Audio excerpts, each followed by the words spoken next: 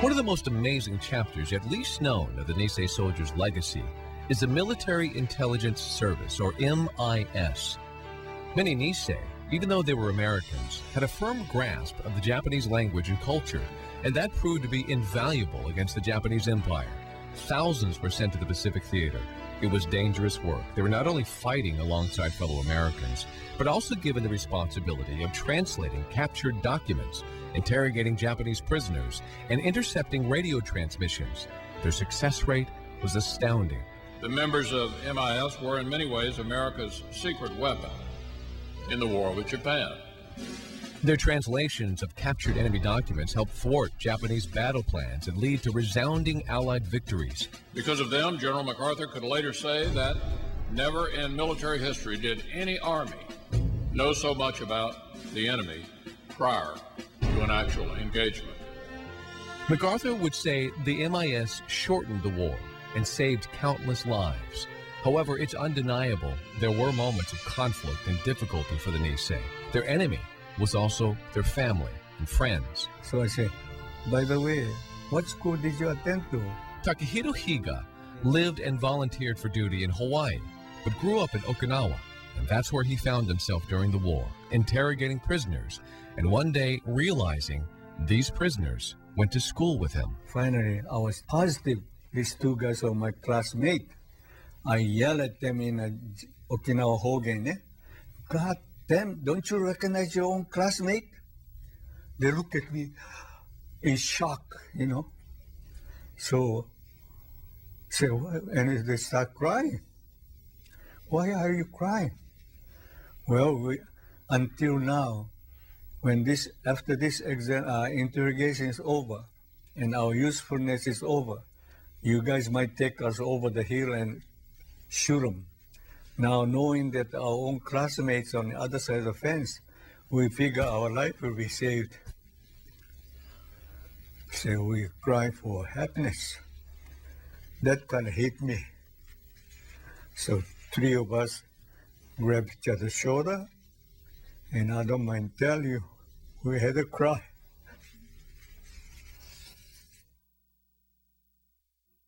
November 1st, 1943. Please tell the family that I am fine and not to worry too much.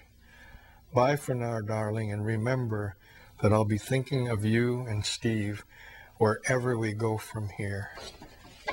Forever, Shukichi. And that was his last letter.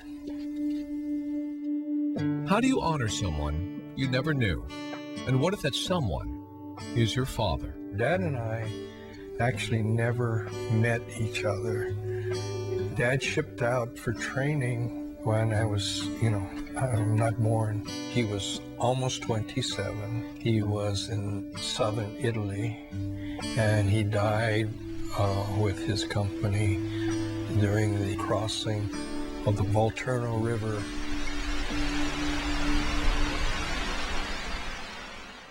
Oh, this is the photo of Mom and Dad taken before they were married. Everything Steve knows about his father is spread out on this table in La Palma, California.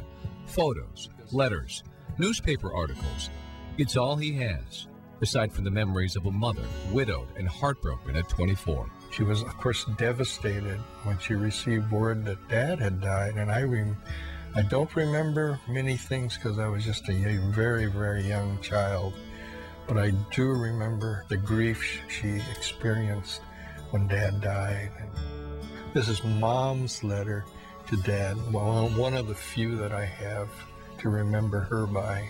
By the time it reached Dad's position, Dad had already died.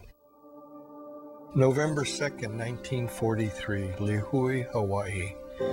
Dearest Shukichi, I just keep praying every day for my dear husband to come home soon. Wow, excuse me. It seems like ages since I heard from you, and hope that nothing has happened to you. I just can't seem to think straight with all the news of the boys of the 100 being killed. We all keep praying for this war to end real soon. P.S. Steve says "Daddy, please come home really soon and carry me in your arms and play with me. We want you to come home to us and be with us until death do us part.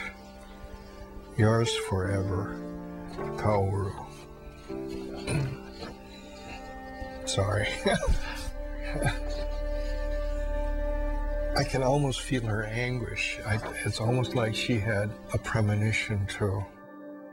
She started telling me, we have to live longer now for Dad's share of life too. And that's the attitude she had for the rest of her life. And that's what she instilled in me too. This is Steve's first birthday picture. It is the greatest link that he has with his father. It was mailed to my dad. He didn't actually receive it till the mail call on the night that he died. I've talked to many of his friends that were in his company or platoon, and the first thing they look at me and they say, "You're the baby in the picture. We just want you to know we remember your dad taking your photo, putting it in his backpack before the river crossing." And he said, "We want you to know that you were with your dad on the night that he died." I cling to that memory, and I believe that I was with him. Feuer unseres massierten Angriffes schlägt mitten hinein.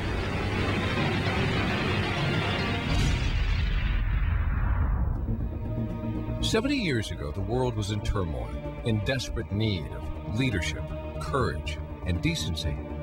The Nisei warrior rose up and with a quiet dignity defended what was right. Through immeasurable sacrifice, they made the world a better place, and in true samurai fashion, just as quietly, faded away. Forever modest, a lesson for the ages." What a story. Men of the MIS and the 442nd, thank you. Congress honors you today with this medal, but believe me, the honor is all ours.